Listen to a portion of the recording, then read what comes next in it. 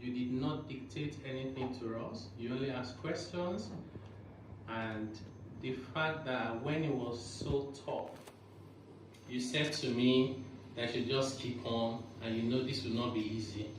That leadership is the reason why we're here today. We're grateful to you, Your Excellency,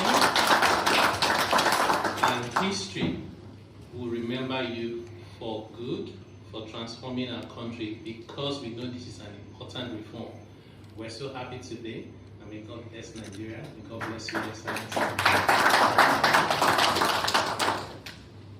Mr. President, today is the happiest day of my life. This is the dream come true. The generation on board will be grateful to you. You've changed the financial landscape of this country. Thank God we are here to witness this. In a few months, Nigeria will continue to commend you for the courage, dedication, and most importantly, the lesson that I will take during this course. God bless you, sir.